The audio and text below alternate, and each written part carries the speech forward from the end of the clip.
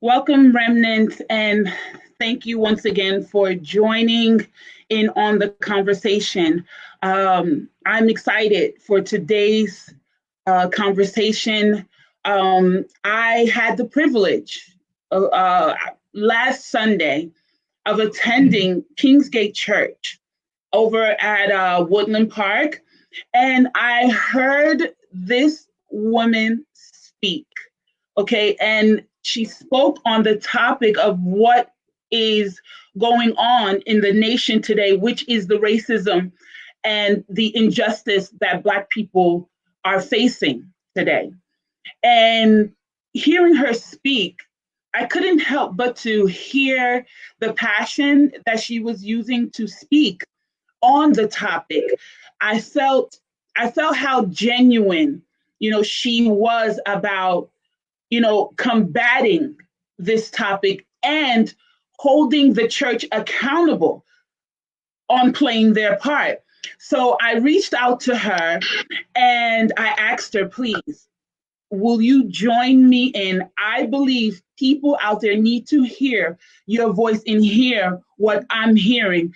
And I was so grateful that she agreed.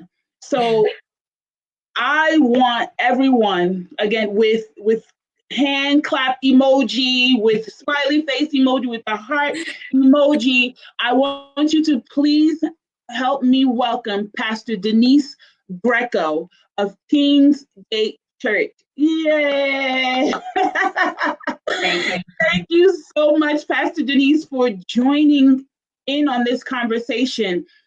This is a topic that I could not ignore, and I am so grateful to have you join in because, again, I couldn't help, when I heard you speak, to feel, some sort of, there was a connection, there, although we are different by color. We are the same in the fact that we want justice for people that we see that are experiencing injustice.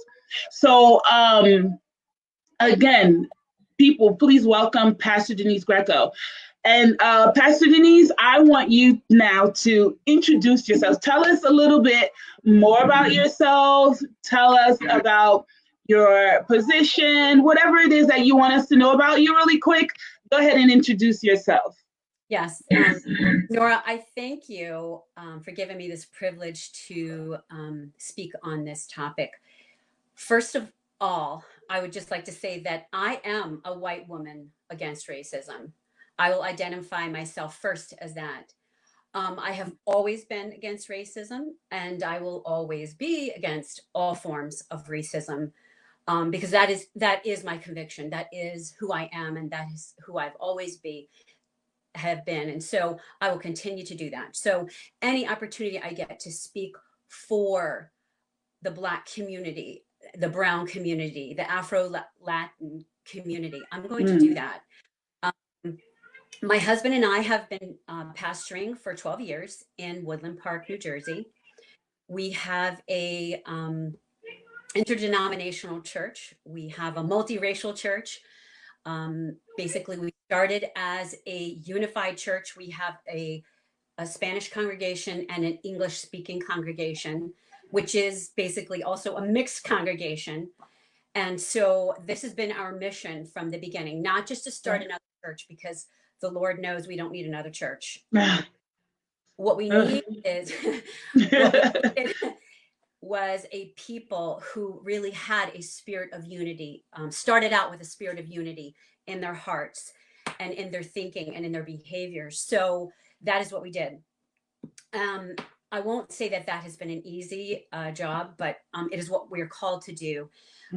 So we're very excited, and we look forward to one of our goals is that we would really truly be a mixed church, and that we would look more like what heaven is. But heaven, which is what we believe that will happen to us when we die. We already know that there will be all races, all languages, all tribes going to be in heaven. So that's what we want to look like as a church.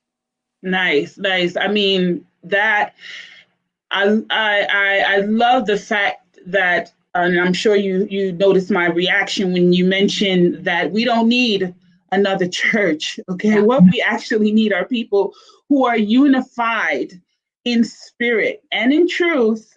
Okay, and how your vision is to have a heaven on earth.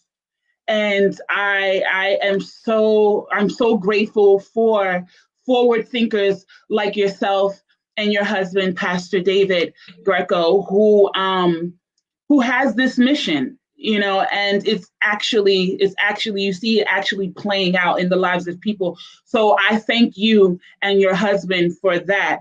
And okay, now we're talking about racism, right? Yes. And you are on this platform as a representative of the church. So Yes. I would like you to speak. And before we move forward, I want everyone to understand that Pastor Denise, myself, we are speaking from a place of what we believe. We are speaking from a place of, of how we view things, just like everyone else, just like every other conversation that you hear on this topic, people are coming with their views.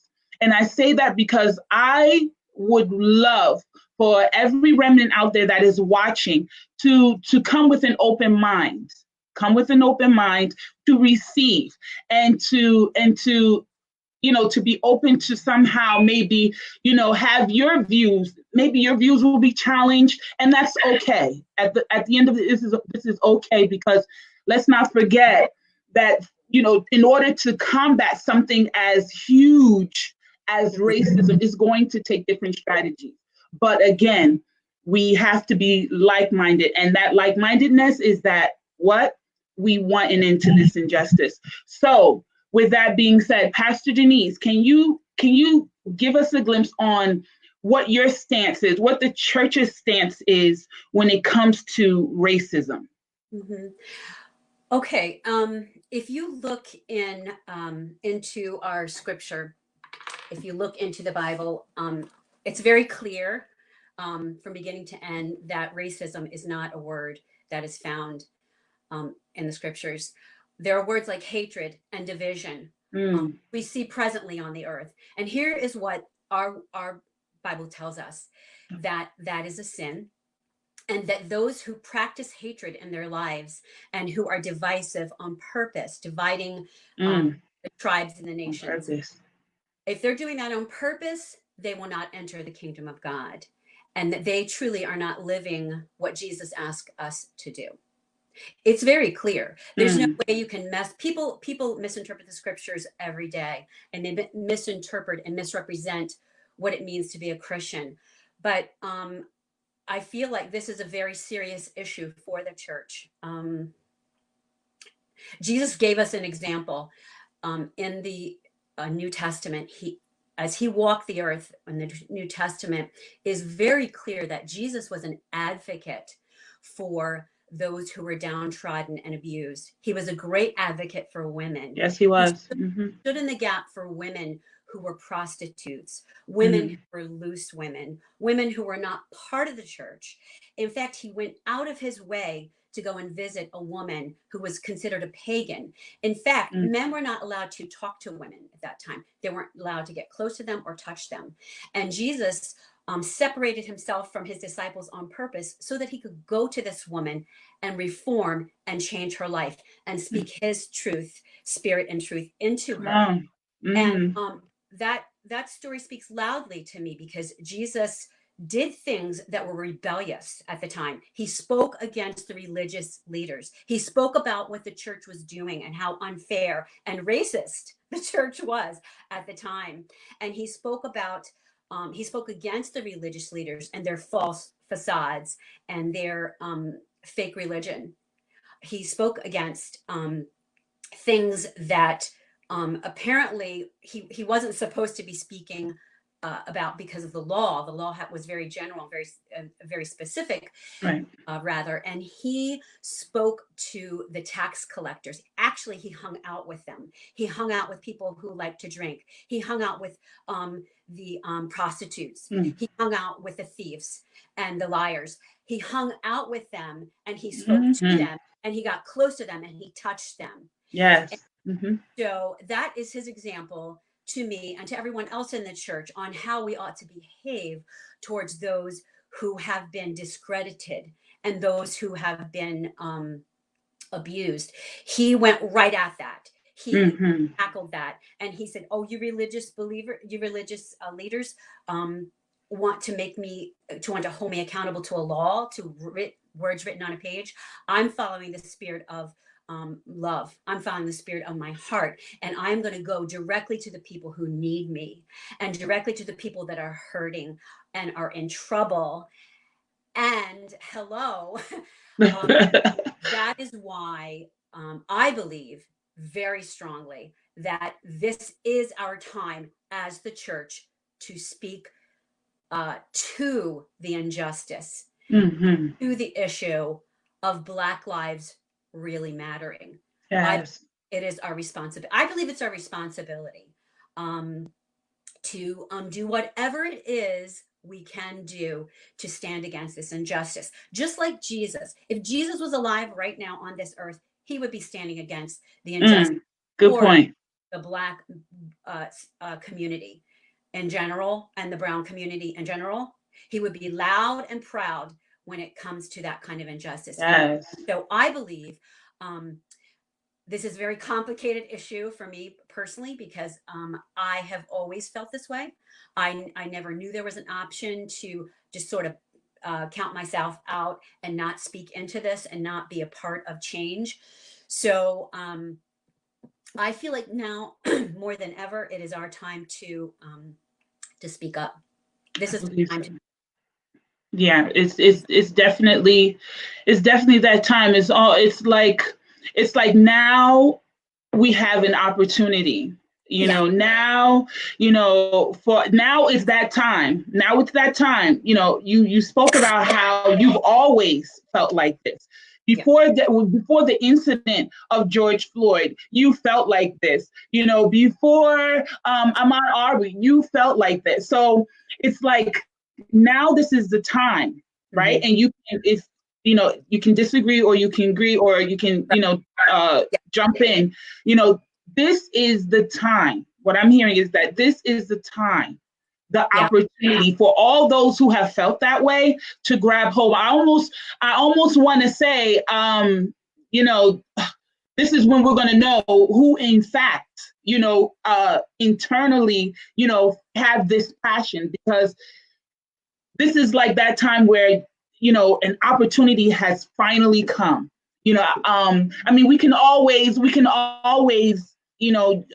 step out and do something, but I believe that this is a sensitive time now, that for all of us who are against injustice to rise up and actually play their part.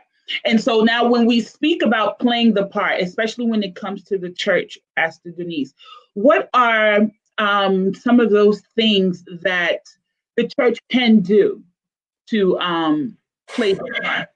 Yeah. Martin Luther King said this. He said that the most segregated hour of the week is Sunday morning at 11 a.m. Mm. And what he was trying to say was that the church was not living out the commandment of the Lord. The church was being negligent. The church was being silent. And I agree with him. I'm going to read to you a verse that brings clarity to this. Okay. And I feel like I need to share this with everyone, because I want Sure. I want people to hear the words of Jesus in Please. terms of racism.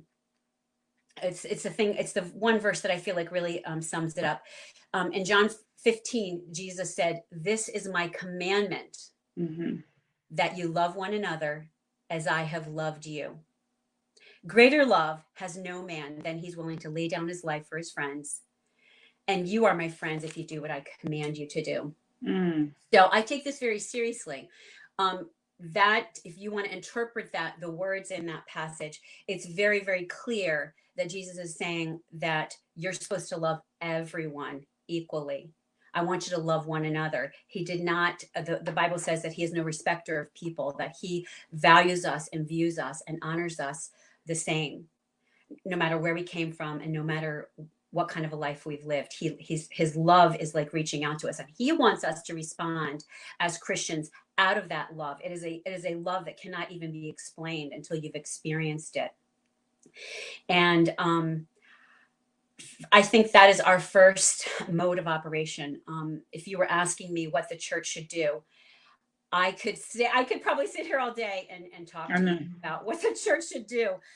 So it's going to be difficult for me to really put this into words. But the first thing we need to do is take action within ourselves as individuals. We need to hold ourselves as Christians responsible for our past behaviors and our past attitudes and thoughts. And we need to check ourselves, because some of us have really wrecked ourselves. And I like that. We do have racist views, and we do have opinions that would not make Jesus proud if we were to voice them and we were to act those things out. I feel like we have been very silent. This racial crisis has been going on for the Black community 400 years. 400 years, Nora, that it can be measured. 400, right? That it can be measured, right? Yeah. Measured. And these are real facts. This is our history. We have a history of slavery. We have a history of Jim Crow segregation that was destructive and ugly. We have a history of redlining. It's a very real thing that started, I forget the date when it really could be documented, but it's still going on. The truth is that's still going on. And mass incarcerations. If you look at the figures, you see what has happened to the Black community. You can't deny it. Yeah. So all I'm asking people to do is now, 2020, or 2020, yes, 2020, I got it right. What is your responsibility for being silent, for the church? Let's take the responsibility as individuals for what the church has done. What is our responsibility for being silent for 400 years? I personally cannot even I can't use one excuse not to be involved in this struggle that has been going on for my Black brothers and sisters in my country for 400 years. There is no excuse that will be good enough for us to continue to be silent, for us to continue to not use our hands and our feet and our bodies as instruments of peace. Now, there's no excuse. Right. Okay. We have no excuse as a church. Our conscience has been so seared and so silent. I can't even begin to describe the pain that I feel for the white community not being connected with this and not really being, they're fearful. They're very fearful. I will tell you that people in the white church and in the white community in general are very fearful. Now I'm sorry, I don't mean to cut, but what you're saying is I think that is very crucial. What you just mentioned is very crucial for the Black community to hear and understand. You mentioned that you are fearful for the white community, more specifically, for the church, right? The white church, or the white people in the church, right? Something along that line. Why? What are those fears? No, what I was saying, Nora, was that the white community themselves. Now, I'm not fearful. The white community, and in particular, the white church. I've heard people, even in the last few weeks, that have spoken out of fear because they are afraid to get involved. No, they're afraid to be Mm, involved. For instance, they're afraid to demonstrate with Black Lives Matter. They're afraid mm, to make their voice, to speak out loud about it. Some of them are in pain, like myself, mm, know what to say. They are ignorant of the truth. And they have, again, maybe closed their eyes and their hearts to what has truly been happening in this country for mm, 400 years. They have not educated themselves. They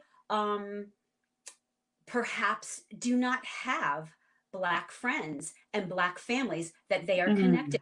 And so one of my points to the white church is this. Um, First, check yourself, mhm. identify the fear and ignorance if it's inside of Nice, you. nice. Identify the fact that you probably are a little ignorant. I have educated myself in the past couple months. I didn't really know what redlining was, so I just pushed Google and found out and saw the maps. And so I already knew this was happening, but it was very clear to me then what redlining really looked like, Mm, how evil and ugly it was to place people in a community where they could not better themselves, where they could not live freely and could not prosper. And that is an evil. That is a great evil that, mm, again, we as white people, we don't understand that. We don't understand that we can't go to any real estate agent and say, well, I want to live here, here, and here, and I want to, do A, B, and C. Um, so I feel like we have to educate ourselves. We have to read. There are many books out there. Some of them are liberal. Some of them mhm. are maybe not what we believe. But here's what I'm saying. You have to really be brave. Yeah. And And it's okay not to know, right? It's okay not to know, but but not knowing means that now you have the responsibility to go out there and get the knowledge. So it's okay. Not we don't know everything, but it becomes a problem when you don't know and you stay ignorant, right? exactly, that ignorance has never been an excuse not to move forward. Mm, mm, Ignorance and fear keep people every day from doing what I believe God has put them on this earth to do. mm. And we as Christians have to break that thing down. We have Yeah. to choose not to be fearful. We have to choose to love people. If that is not in our hearts, then we have to ask God's help on a daily basis to bring that, to like let that love come out, spring out. And I have done that in my own personal life. I have asked God to teach me to love people that I don't have a connection with. And he answered my prayer like big time. Mm. Um, So I challenge Christians and just the white people listening to this to really think about. I guess if you're listening to this, you're probably not a racist, but this is a word to the white community that you need to really educate yourself, and you need to step outside of your little bubble and Mm. begin to find people that are not like you to make connections Nice, with. Talk nice. to them, ask them, hey, tell me your stories. If you ask a Black African American mother who has a son what her story is, she is going to tell you the real truth about what has happened or what has perhaps not happened because her son was Black.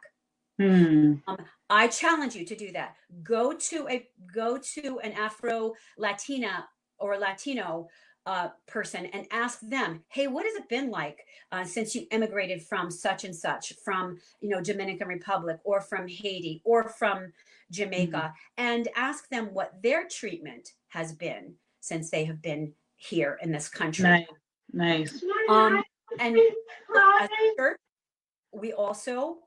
my homework last Sunday was also to get people to make connections, to start talking to people who are not like you, and then begin to do things together.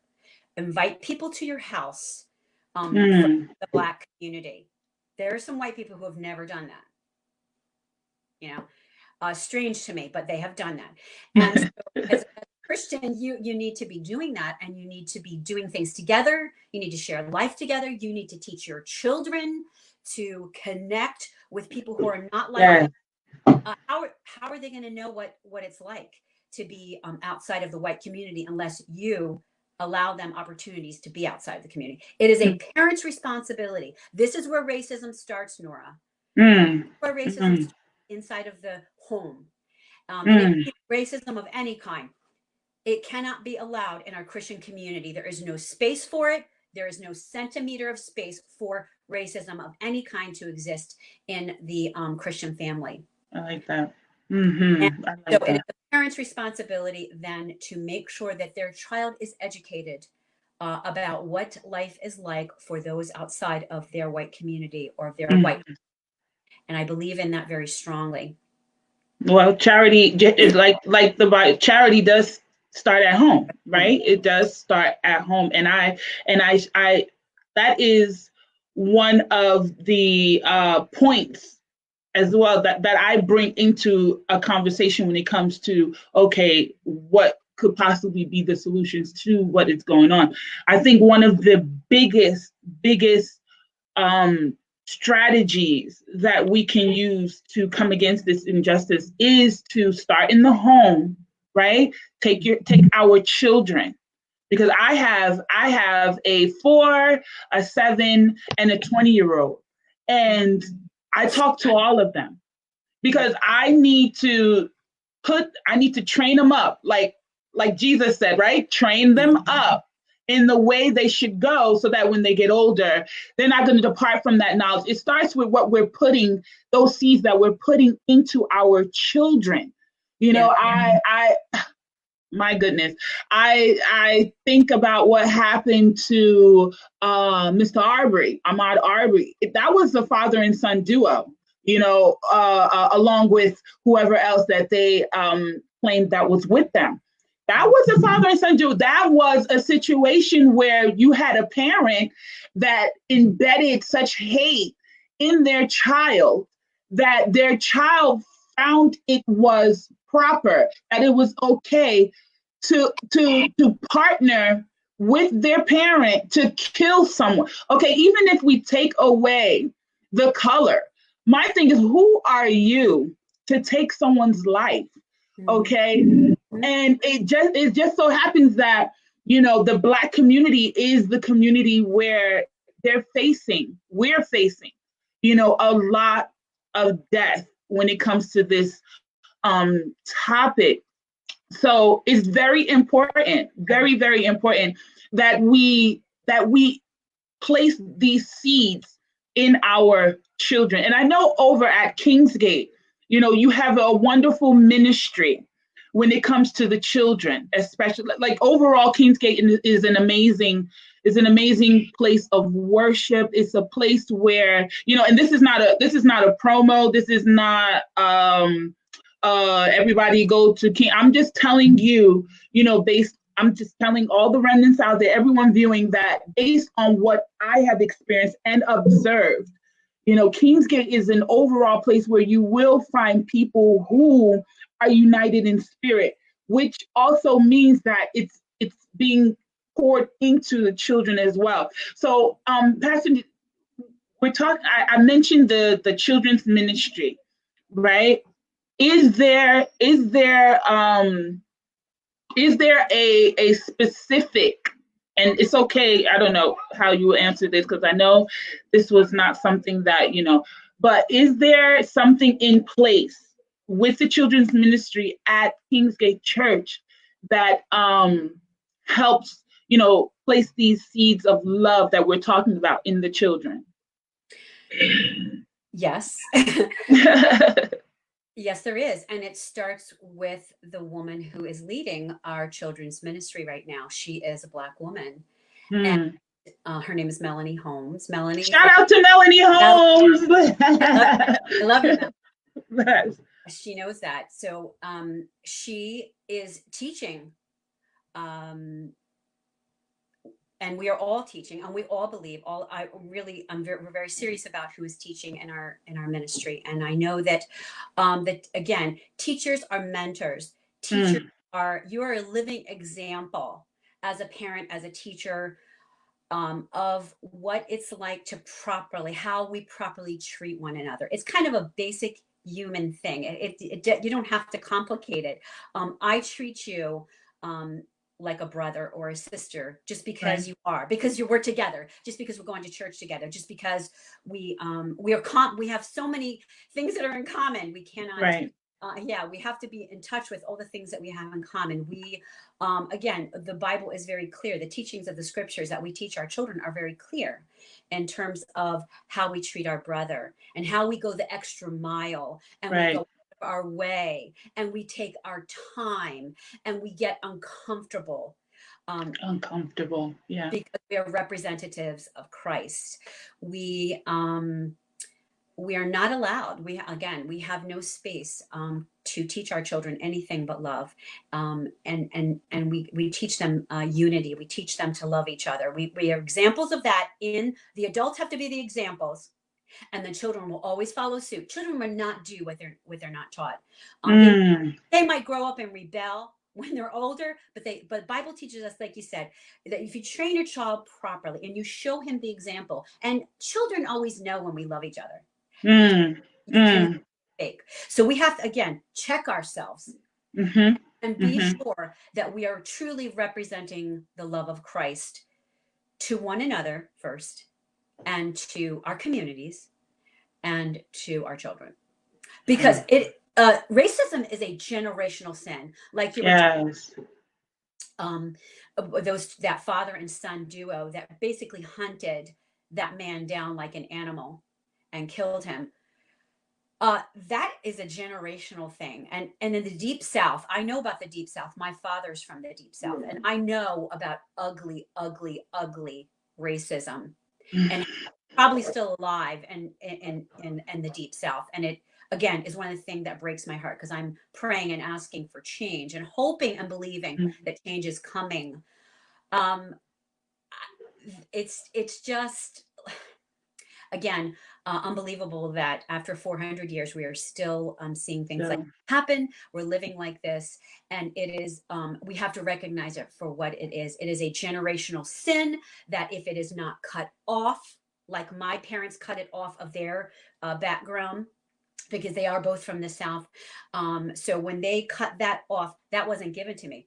That wasn't who I was. My father and my mother in particular loved everybody. And she showed me how to love people. And she showed me what it meant to look at people for God, as God's children, people who are all created in God's image. He all created us equal. I mean, the Bible says this so clearly over and over. We're all equal.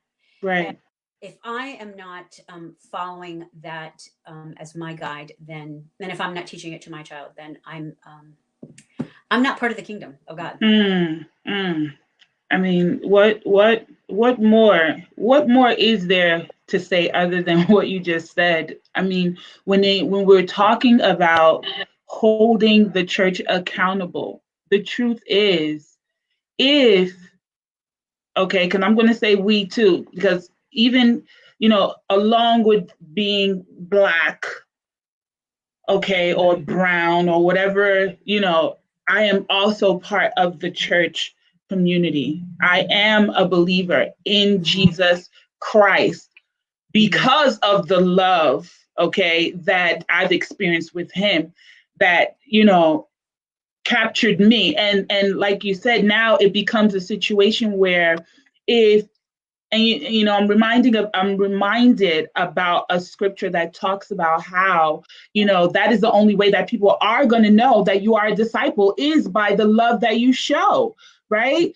So we're talking about the church, right? So if you are not showing this love, if you are not playing your part in making sure that this love is spread out, that this love is poured out into our community, and if we bring it home to this topic of racism, if we as a church body is not doing our part to make sure that this love helps to conquer what is going on in the nation, then are you really a disciple of Christ? Are you really a believer? I mean, Pastor Denise has said so much true, and it's truth. You know, when you said it, Pastor Denise, there were a couple of things that you said that when I heard it within me, I'm like, oh, but it's the truth. Are you or are you not part of the kingdom of God that has come on earth? That are you not a vessel that God is going to use? So if that's the case, if you are, then what Pastor Denise is saying and what I am agreeing with her to say is, let's stand up. Let's stand up and let us do what we need to do to help play our part to come against this injustice. Like she said, it starts with checking yourself. Okay, check yourself before you wreck yourself. I love that, Pastor Denise. It's one of my favorite things. It really is. I love it. I love it. Check yourself. It starts with yourself, then your family, then your family. And then whatever goes on within your family is going to pour out into the community. Yeah. So I want to thank you, Pastor Denise, for coming again on this, to join me in on this conversation about such a sensitive topic. You have dropped so many gems, and I'm urging everyone who is watching to share, okay? To share and let other people hear what has been said in this conversation. I implore you also to check out Kingsgate Church.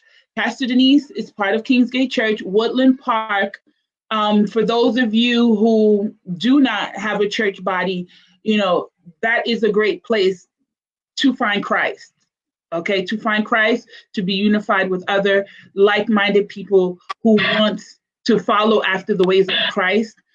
And if you are facing any form of racism, as a matter of fact, I'm going to let you go out with this one, Pastor Denise. If anyone, right, is facing any form of racism or injustice, when it comes to Kingsgate Church, what are the resources that you can extend, or how can people reach out to you or Pastor David Greco or any other of the elders or church members? How can you please let us know that? That's interesting. I'm not ready to answer that, but I do know that you can go on our website, and there's a place where you can actually ask a question or leave a prayer request and leave your number or your email if you want us to connect with you that way. We will definitely do that. We're right now meeting in our parking lot because we're not allowed to go into the building quite yet. We're not ready for that, but we are meeting in our parking lot every Sunday at 11 a.m. At 25 Andrews Drive. And I just welcome you to show up. If you do show up, please come to someone who is either, come to myself, come to my husband, David, and we have an entire prayer team of people that know how to deal and pray for you if you have been abused, damaged, hurt. If you have a pain in your heart, we will be make ourselves available to pray with you and to encourage you. If you need some kind of social services, if you need counseling, if you need help in any way, we encourage you to show up, and we will work something out and help you. We'll come underneath of you and help you make a plan for solution and for rescue. I love that. What are you talking about, Pastor Denise? You did answer the question.